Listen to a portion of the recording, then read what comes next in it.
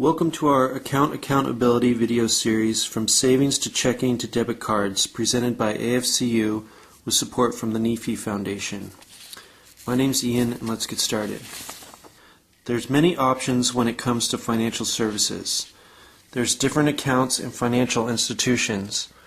They all come with pros and cons. In these videos, we're going to go over the differences between banks and credit unions and topics like savings and checking accounts and debit cards. Here are some percentages of what types of accounts and cards teens have. Let's discuss banks.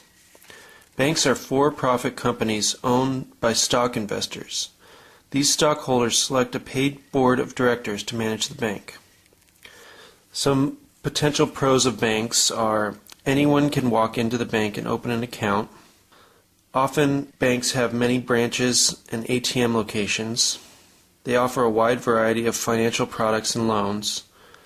Deposits are federally insured to at least $250,000 by the FDIC. Here are some potential cons of banks.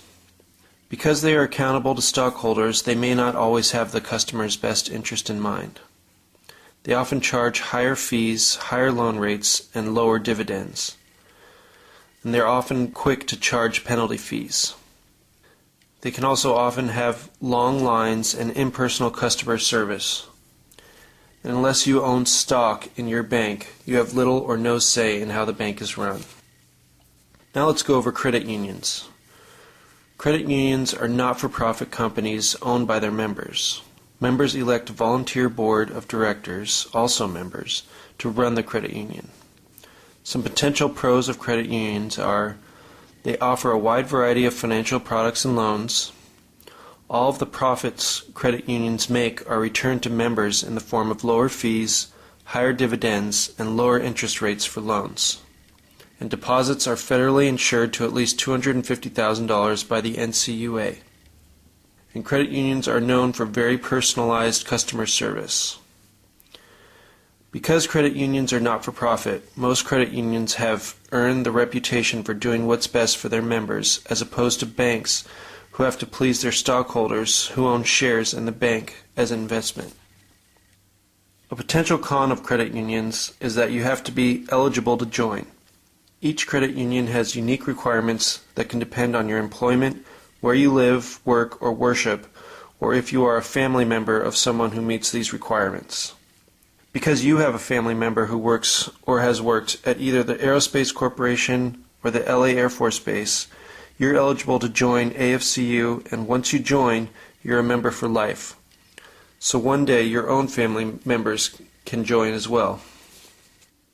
Each different financial institution charges different fees, so be sure and read the fine print before opening any account to understand these fees and shop around. Here's an overview of some of the most common fees you might see. A monthly service fee is charged to some checking and savings accounts if you fail to meet requirements such as monthly minimum balance or if you write too many checks. AFCU does not charge a monthly service fee.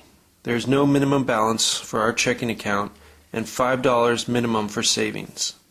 You can write unlimited checks with an AFCU account, and your first box of checks is free. ATM or third-party ATM fees are charged to some checking accounts if you exceed a certain amount of ATM withdrawals or use an out-of-network ATM. AFCU gives you unlimited free withdrawals from AFCU ATMs and up to 5 free withdrawals from network ATMs. ATMs outside the co-op network will charge you an additional fee. A point-of-sale fee is charged to debit accounts when you use your debit card as debit instead of credit. And AFCU does not charge for point-of-sale purchases with your AFCU debit card when you use your PIN number at checkout. Overdraft non-sufficient funds fees are charged to your checking account if you write a check but you do not have enough money in your account to cover the amount. AFCU charges a standard $15 for non-sufficient funds. Stores you write the checks to will also charge you a separate fee. This concludes part 1 of our Account Accountability video series Please continue by watching Part 2, Savings and Share Accounts.